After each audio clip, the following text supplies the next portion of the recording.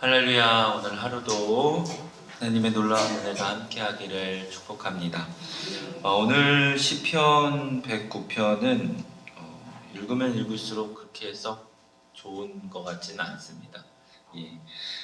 대부분 오늘 이 시편 기자가 이렇게 기도하는 내용이 뭐냐면은 나의 원수를 갚아달라는 거예요. 그러니까 나의 원수들에게 어떻게 보면 저주하는 그런 기도. 예, 그리고 내가 힘들고 어려우니까 하나님 나를 도와주세요라고 하는 기도입니다. 여러분들 기도로 원수를 갚으면 좋을까?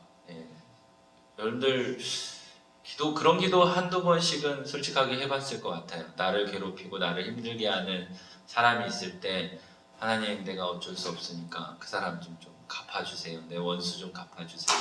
내 억울함 좀 갚아주세요. 라고 하는 그런 저주의 기도 이런 것들도 했었을 줄 압니다.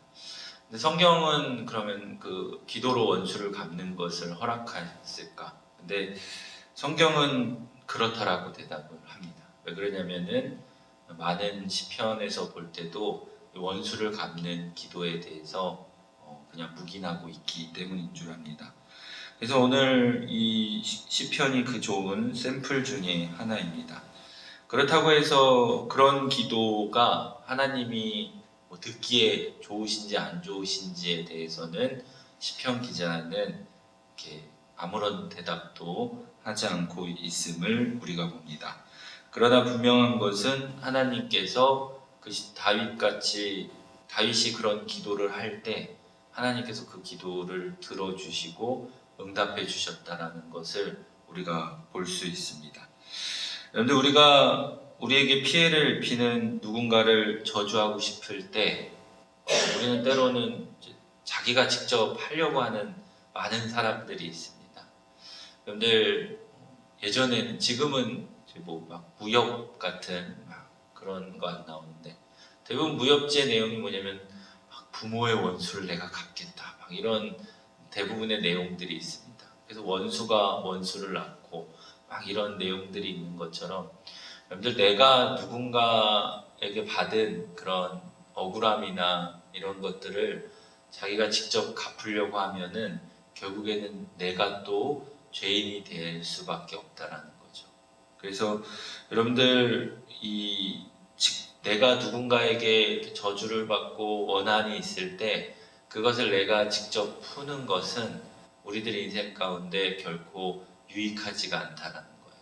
그래서 어떻게 보면 오늘 시편 기자도 자기가 억울하고 막 힘들고 또 그런 원수들 가운데서 모든 것들을 하나님 앞에 내려놓고 하나님 앞에 이렇게 맡기는 그런 모습들을 보게 됩니다. 여러분들 우리가 이럴 때 유익한 점이 뭐냐? 첫째는 내가 범죄하지 않기 때문에 유익하고 두 번째는 뭐냐면은 하나님 앞에 나의 억울한 것들을 맡기기 때문에 하나님께서 주시는 참된 평안과 위로를 받을 수 있다라는 거예요. 그래서 여러분들 억울한 일 있겠죠. 살다 보면 억울한 일도 있고 또 여러분들 스스로 피해보는 것도 있고 여러분들 막 원수들이 생길 텐데 여러분들 스스로 갚으려고 하지 마시고 하나님 앞에 엎드리며 기도할 수 있는 저와 여러분들 되기를 주님의 이름으로 부탁드립니다. 그래서 오늘 시편 기자의 대부분 내용이 이렇게 억울한 거에 대해서 갚아달라고 오늘 쭉 말하고 있습니다. 근데 그들이 왜 하나님 앞에서 또 자기 앞에서 원수가 됐냐면은 오늘 16절 말씀에 보니까 그가 인자를 베풀리를 생각하지 아니하고 가난하고 궁핍한 자와 마음이 상한 자를 핍박하여 죽이려 하였기 때문이라는 거예요. 여러분들 오늘 이 시편 기자 다윗이 지금 힘들고 어렵고 궁핍한 상황임에도 불구하고 많은 원수들이 자기를 또 죽이려고 했다는 거예요. 여러분들 5절 말씀에 보니까 그들이 악으로 나의 선을 갚으며 미워함으로 나의 사랑을 갚았사오니 이렇게요. 그러니까 다윗은 살면서 많은 사람들에게 선을 베풀고 그들을 위해서 좋은 일을 했음에도 불구하고 이 원수들이 어떻게 해요? 그 선을 미움으로 갚았다라는 거예요. 그래서 구약에서 많은 유대인들은 생각하기를 뭐냐면은 원수를 미워하는 거예요. 그들은 그 마음이 있어요. 여러분들 그러니까 이런 거죠. 눈에는 눈이에요. 내가 눈을 상이면 그 사람의 눈을 빼는 거예요. 그게 유대인들의 구약적인 관점이었어요. 그리고 특별히 이 성경뿐만 아니라 그들이 읽는 외경에서도 원수를 미워하는 거예요. 악을 갚는 거예요. 이유가 뭐냐면은 더 악한 일을 할까봐. 악한 일을 하는 사람을 가만히 놔두면은 그 사람이 더 악한 일을 할까봐 그들의 기도는 뭐였냐면 그들을 더 가난하게 해주시고 그들을 뭐 때로는 오늘도 이렇게 나오죠. 그들의 연수를 짧게 하고 그들의 가문을 멸망시켜 주시고 뭐 이런 기도가 유대인들 안에서는 당연한 일이었다라는 거예요. 근데 너무나도 신기하게 오늘 시편 기자도 다윗도 이제 그런 마음이 있겠죠. 똑같이 그 원수를 갚아달라고 말하고 있습니다.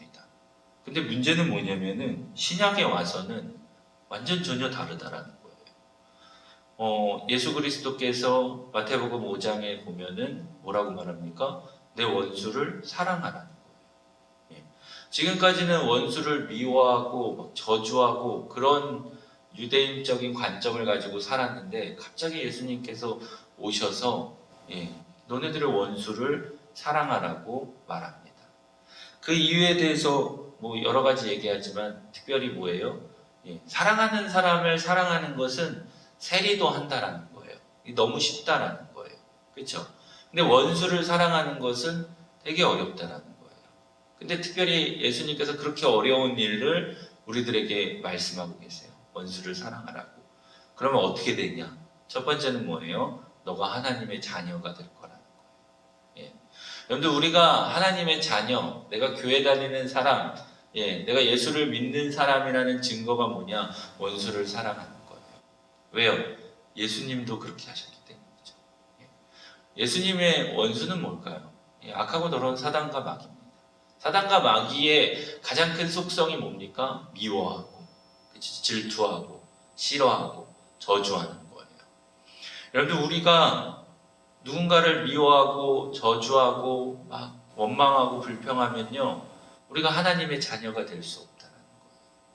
그러니까 예수님께서 어떻게 합니까? 하나님의 자녀가 되기 위해서 너희는 원수를 사랑하라는 거예요.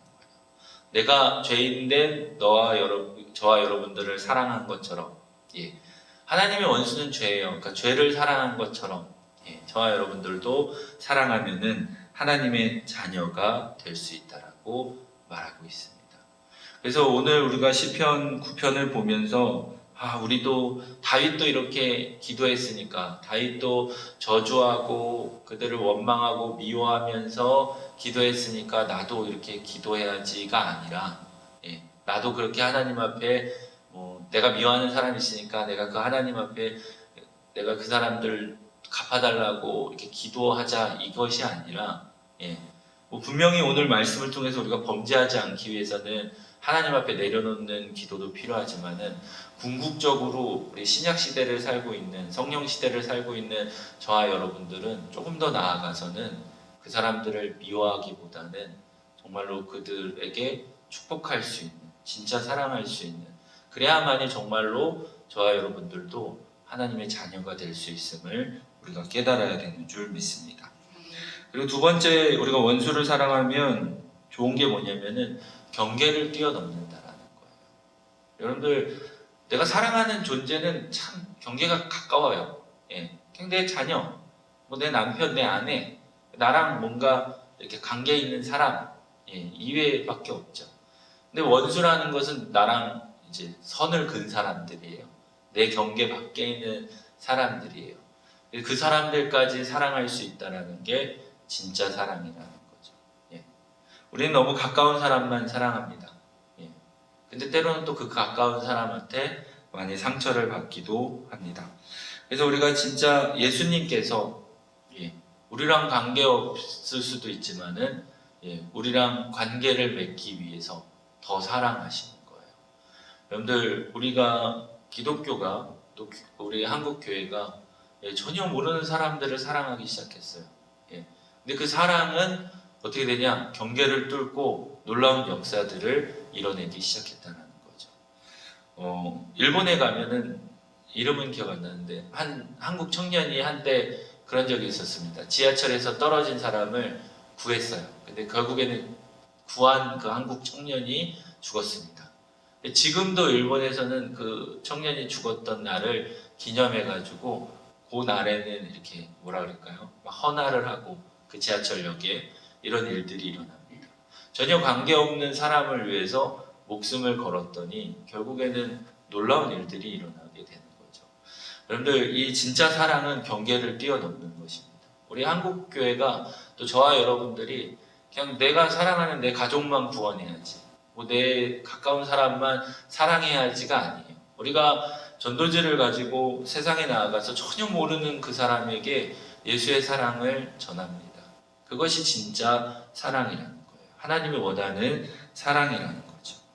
여러분들, 오늘 우리가 시편 이 109편에서는 결국에는 이런 저주하는 기도를 통하여서 하나님께서 내 기도를 들어주시기를 원하지만은 우리가 좀 더 깊이 나아간다면은 우리가 원수를 사랑할 수 있는 믿음으로 변해야 되는 줄 믿습니다. 그럼에도 불구하고 하나님께서는 어떻게 하십니까? 26절 말씀에 보니까 여호와 나의 하나님이여 나를 도우시며 주의 인자하심을 따라 나를 구원하소서. 이것이 주의 손이 하신 일인 줄을 그들이 알게 하소서. 주 여호와께서 이를 행하셨나이다. 이렇게 얘기해요. 그러니까 오늘 우리가 가정과 직장에서 또 이런 피해를 자들이 보이지 않는 상처 가운데 있을 때 하나님께서는 그 신음도 놓치지 않으셨다라는 거예요. 그리고 결국에는 27절 마지막에 하나님께서 이를 행하셨다라는 거예요. 여러분들, 우리가 이 보복은 결국에는 악순환이 될 수밖에 없습니다. 그렇죠? 여러분들, 우리 믿음의 그리스도인들 마음엔요, 나도 살고 너도 살아야 돼요. 세상은 어떤 마음이냐면 내가 살기 위해서 너는 죽어야 된다는 거예요. 내가 너를 밟아야만이 내가 올라갈 수 있다라는 생각을 가지고 있어요. 그러다 보니까 원한 같은 것들, 억울한 일 같은 것들이 너무나도 많이 있습니다. 그것이 어떻게 보면 결국엔 악순환이 되는 거예요. 내가 누군가를 밟으면 또 누군가는 나를 밟아야만이 올라가는 거예요. 근데 예수님은 결코 그러지 않습니다. 너도 살고 나도 살자예요. 그것이 믿음의 사람들의 생각이어야 됩니다. 믿음이어야 됩니다. 그래서 여러분들, 우리가 복음을 전하는 게 그냥 나만 상 받기 위해서 복음 전하는 게 아니에요. 결코. 나도 살고 너도 살아야 된다는 거예요. 그것이 하나님의 마음입니다. 그러니까 원수 갚는 기도는 바람직하지 않다라고 볼 수 있어요. 어떻게 보면. 그래서 저는 이 새벽 가운데 오늘 시편 9편을 보지만은 너무나도 마음이 아픕니다. 그만큼 어떻게 보면 다윗 안에 상처가 많다라는 거예요. 그러니까 여러분들, 왜 누군가를 미워할까? 누군가에게 원수 갚는 기도를 할까? 그만큼 내가 상처를 너무 많이 받았다는 거예요. 그러니까 그 상처가 치유돼야 돼요. 여러분들, 우리가 어린아이 때 큰 상처가 있는 아이들이 자라나면서 그 상처가 그의 인생을 망치는 경우가 너무 많이 있거든요. 그것이 때로는 막 정신병으로 나오기도 하고, 막 공황장애로도 하고, 대인을 막 기피하기도 하고, 막 이러거든요. 그만큼 뭐예요? 우리 마음에 상처가 많다라는 거예요. 근데 참 신기한 게 뭐냐면은 예수님이 그 상처를 어루만져 주신다는 거예요. 예수님이 이 땅 가운데 오셔가지고 뭐 건강한 사람, 막 부자인 사람, 이런 사람을 만나러 다니는 게 아니라 상처 있는 사람들을 만나러 다니셨어요. 그리고 그들을 친구 삼아주시고 안아주시고 그렇잖아요. 세리장이었던 삭개오도 그렇게 컴플렉스가 있는 그 친구도 예수 그리스도 만나니까 그 모든 것들이 다 사라지는 거예요. 창녀라고 뭐 세리라고 막 문둥병자들, 세상에서 죄인이고 멸시당하고 그 사람들 마음엔 얼마나 미움과 그런 것들이 많겠어요. 자기가 막 당했다라고 생각하니까. 근데 그런 사람들을 직접 찾아가 주셔서 그 예수님은 어루만져 주시고 해결해 주시고 결국에는 그들이 구원받는, 다시 세상에서 기쁨으로 살아갈 수 있는 그런 사람들이 됐다는 거죠. 그래서 저는 여러분들 이 시간에 억울함이 있을 때 그들을 원망하거나 그런 것이 아니라 도리어 내 안에 있는 상처를 오늘 하나님 고쳐달라고 기도해야 될 줄 믿습니다.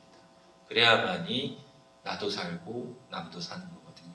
그런데 오늘 그런 마음이 있으셔서 여러분들 미움으로 가득한 감옥에 살지 마시고 하나님께서 주시는 정말로 참된 평안과 위로가 있는 저와 여러분들 되시기를 주님의 이름으로 부탁드립니다. 여러분들, 저와 여러분들 그 아브라함을 부를 때 하나님께서 아브라함을 부른 첫 번째 가장 큰 목적이 뭡니까? 그를 축복의 통로로 만들기 위해서 부르셨다는 거예요. 그러니까 저와 여러분들을 불러주신 것은 저와 여러분들의 상처를 치유함으로써 하나님께서 저와 여러분들을 통하여서 축복의 통로를 만들기 원하는 거예요.